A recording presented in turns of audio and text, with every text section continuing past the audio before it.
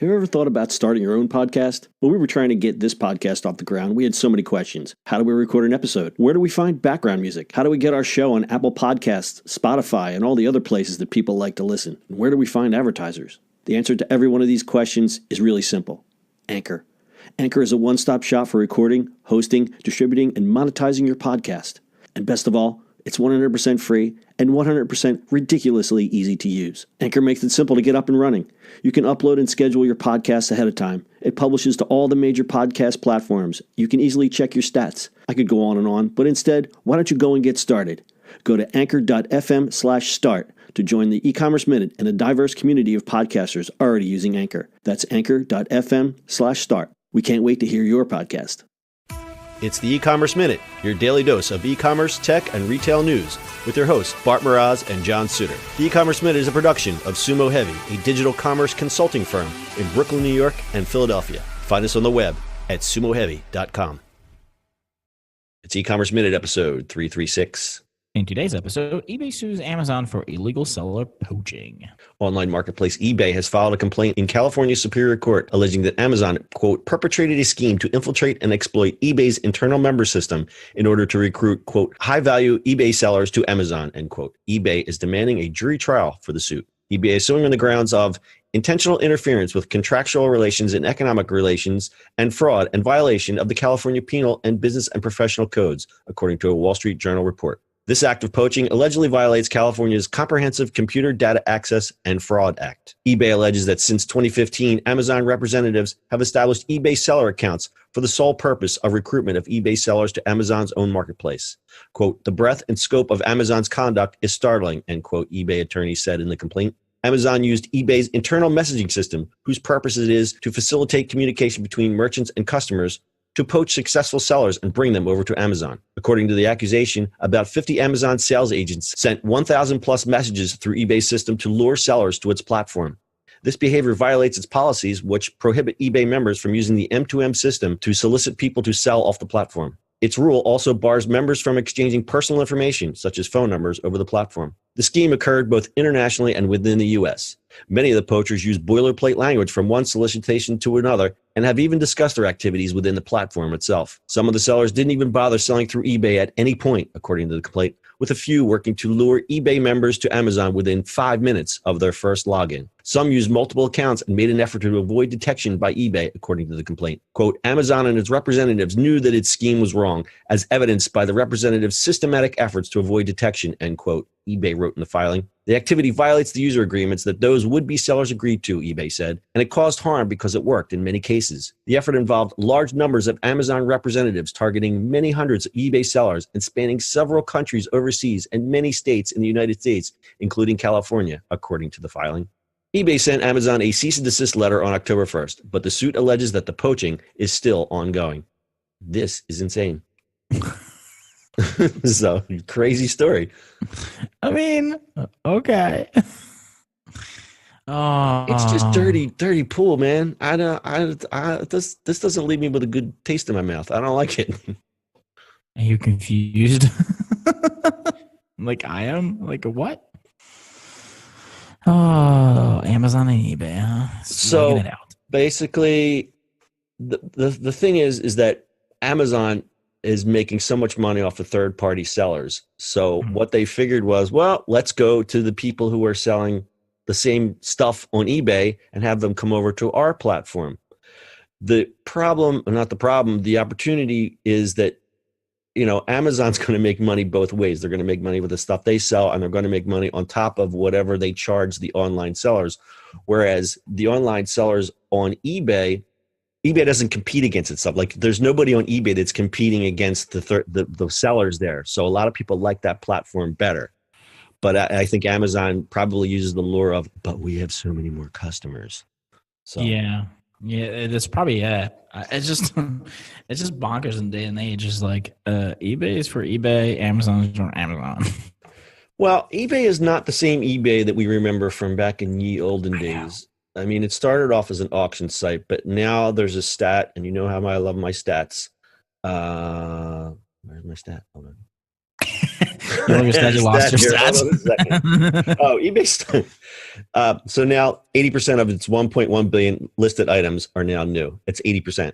So Wow. it's gone from, Pez dispensers and old cameras to actual Mhm. new merchandise. That being said, when everyone is making, an online decision to purchase something, sadly they go to Amazon first, and then they'll maybe gravitate over to eBay, because even though their advertising is good and they're really trying to change their image, I still don't, in my heart of hearts, think that people consider eBay the first place that they would go for a new product. Yeah, I mean, we grew up with eBay, right? So for me, it's kind of like it's still. I don't go there for new Old stuff. postcards and dirty Yeah, cameras. it's so weird for me to go to eBay for new stuff. It's really strange.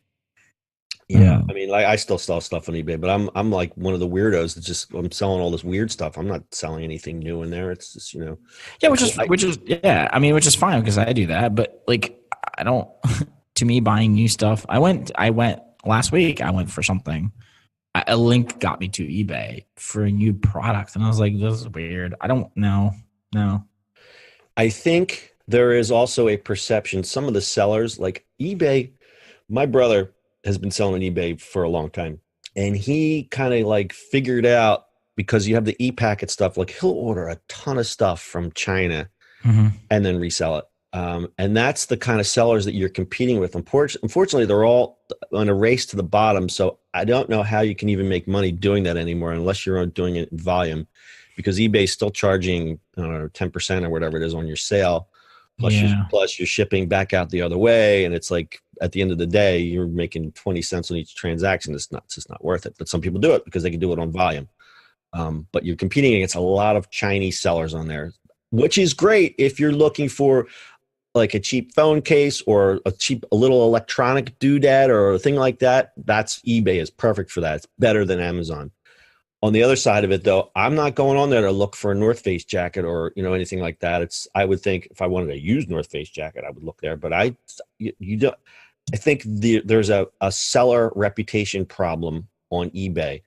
Amazon has the same problem, but the perception is that Amazon is safer. It's still Amazon. Like you have that Amazon wrapper when you're looking at the Hmm. product, whereas eBay, you can still design your own pages. You can make up your own policies. You can design your own little web page with all, I don't know if they still let you do like stars and stuff, but you can make really crappy looking pages.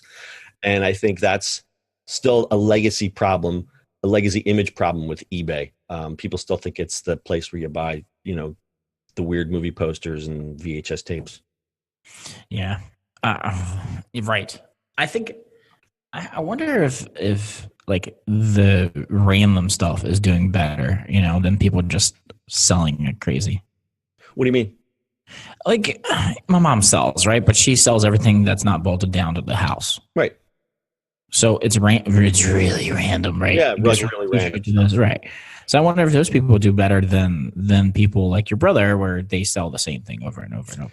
Yeah, no, that's actually a good point. And eBay search has gotten so much better. I'll give you a good for instance. Like I have a lot of vintage camera equipment, and I get to the point where I collect, and then I go, oh man, okay, time to purge. So last couple weeks I've been gathering this stuff up. Their search is actually pretty good. Like you can we've talked about it in some of our episodes where you could just take a picture. It's gotten pretty good. Like I just pointed my phone at a Polaroid camera and it brought up like 50 listings. Like it knew exactly what I was trying to sell down to the model number. So their visual search has gotten real better.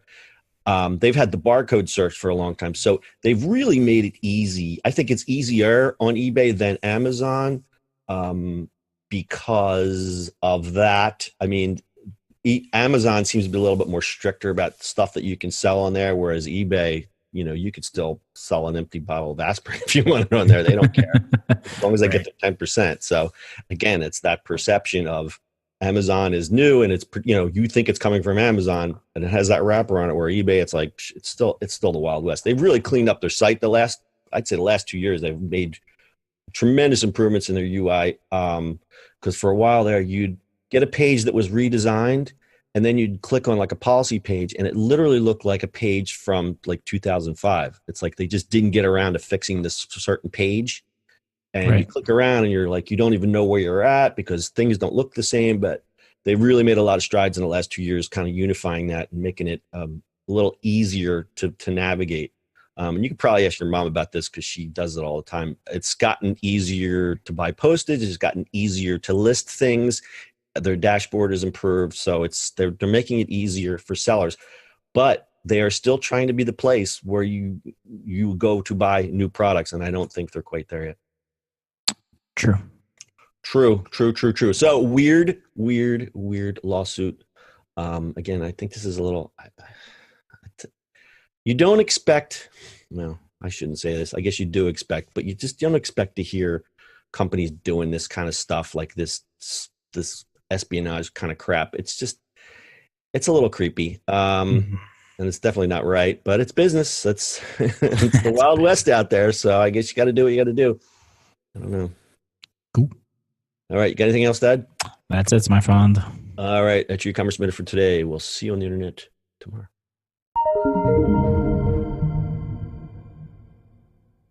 That's it for today's show. If you like the show, do us a favor and subscribe or leave us a review on iTunes. And don't forget, you can now listen to the e-commerce minute on your Amazon device. Just add e-commerce minute to your flash briefing. And finally, if you have a comment or suggestion or just want to say hi, find us on social media @Sumo Heavy.